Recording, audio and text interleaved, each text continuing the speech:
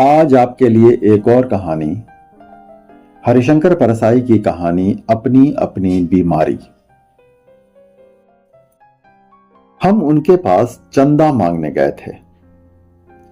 चंदे के पुराने अभ्यासी का चेहरा बोलता है। वे हमें भांप गए, हम भी उन्हें भांप गए। चंदा मांगने वाले और देने वाले एक दूसरे के शरीर की गंध बखूबी पहचानते हैं। लेने वाला गंध से जान लेता है कि यह देगा या नहीं। देने वाला भी मांगने वाले के शरीर की गंध से समझ जाता है कि यह बिना लिए टल जाएगा या नहीं। हमें बैठते ही समझ में आ गया कि ये नहीं देंगे। वे भी शायद समझ गए कि ये टल जाएंगे। फिर भी हम दोनों पक्षों को अपना कर्तव्य तो निभाना ही था। हमने प्रार्थना की तो वे बोले, आपको चंदे की पड़ी है, हम तो टैक्सों के मारे मर रहे हैं।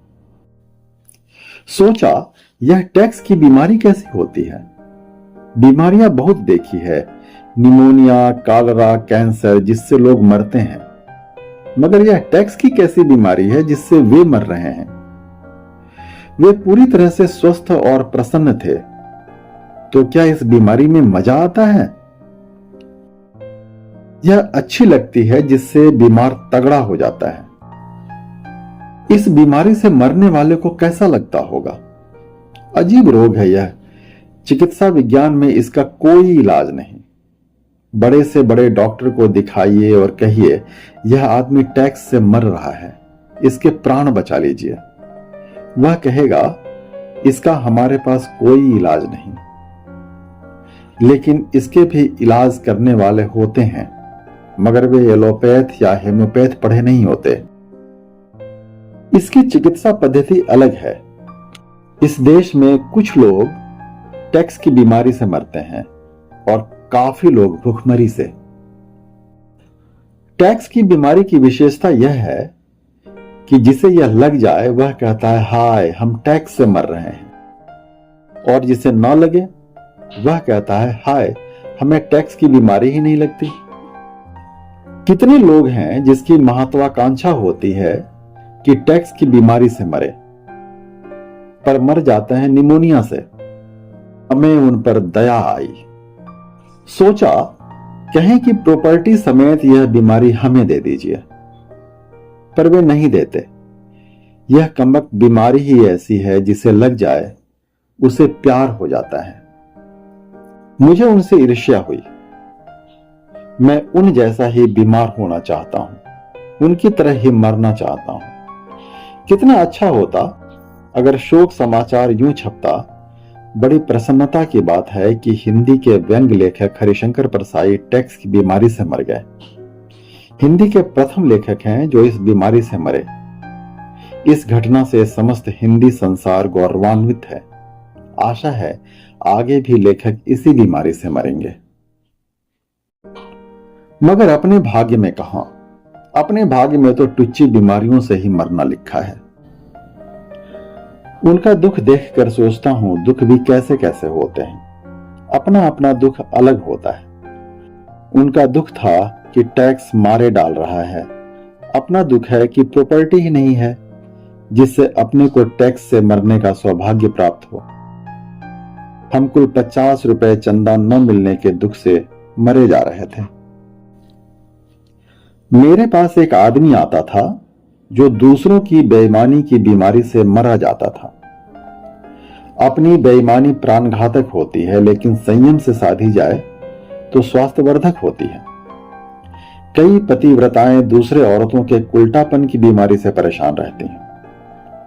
वह आदर्श प्रेमी आदमी था। गांधी जी के नाम से चलने वाले किसी प्रतिष्ठान में काम करता था। मेरे पास घंटों बैठता और बताता कि वहां कैसी बेईमानी चल रही है। कहता, युवावस्था में मैंने अपने को समर्पित कर दिया था। किस आशा से इस संस्था में गया और क्या देख रहा हूं। मैंने कहा, भैया युवावस्था में जिन्हें समर्पित कर दिया वे सब रो रहे हैं, फिर तुम आदर्श लेकर गए ही क्यों। गांधी जी दुकान खोलने का आदेश तो मरते मरते दे नहीं गए थे। मैं समझ गया था उसके कष्ट को। गांधी जी का नाम प्रतिष्ठान से जुड़ा होने के कारण वह बेईमानी नहीं कर पाता था और दूसरों की बेईमानी से बीमार था। अगर प्रतिष्ठान का नाम कुछ और होता तो वह भी औरों जैसा करता और स्वस्थ रहता, मगर गांधी जी ने उसकी जिंदगी बर्बाद कर दी थी। गांधी जी विनोबा जैसों की जिंदगी बर्बाद कर गए। बड़े बड़े दुख हैं। मैं बैठा हूं, मेरे साथ 2-3 बंधु बैठे हैं। मैं दुखी हूं। मेरा दुख यह है कि मुझे बिजली का 40 रुपए का बिल जमा करना है और मेरे पास इतने रुपए नहीं हैं। तभी एक बंधु अपना दुख बताने लगता है। उसने 8 कमरों का मकान बनाने की योजना बनाई थी। 6 कमरे बन चुके थे, 2 के लिए पैसे की तंगी आ गई। यह बहुत बहुत दुखी है।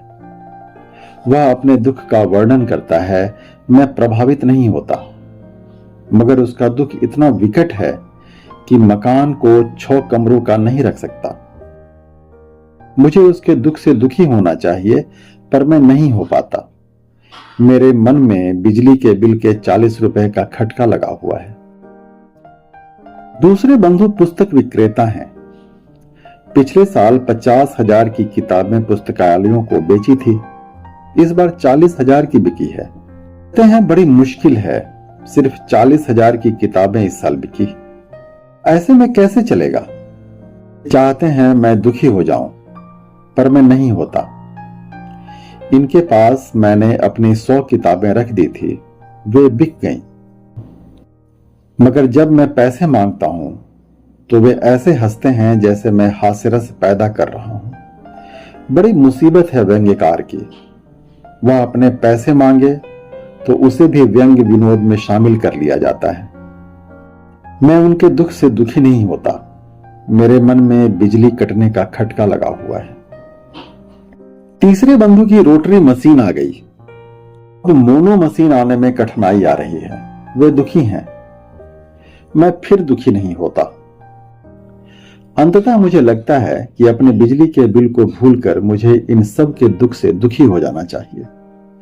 मैं दुखी हो जाता हूं। कहता हूं, क्या ट्रेजेडी है मनुष्य जीवन की कि मकान कुल 6 कमरे में ही रह जाता है।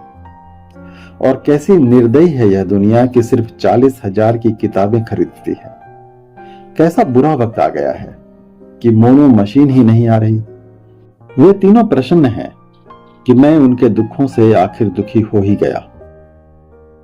तरह तरह के संघर्ष में तरह तरह के दुख हैं।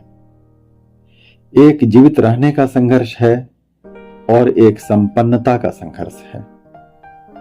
एक न्यूनतम जीवन स्तर न कर पाने का दुख है, एक पर्याप्त संपन्नता न हो पाने का दुख है। ऐसे में कोई अपने टुच्चे से दुखों को लेकर कैसे बैठे। मेरे मन में फिर से वही लालसा उठी कि वे सज्जन प्रॉपर्टी समेत अपनी टैक्सों की सारी बीमारी मुझे दे दें और मैं उससे मर जाऊं। मगर वे मुझे यह चांस नहीं देंगे।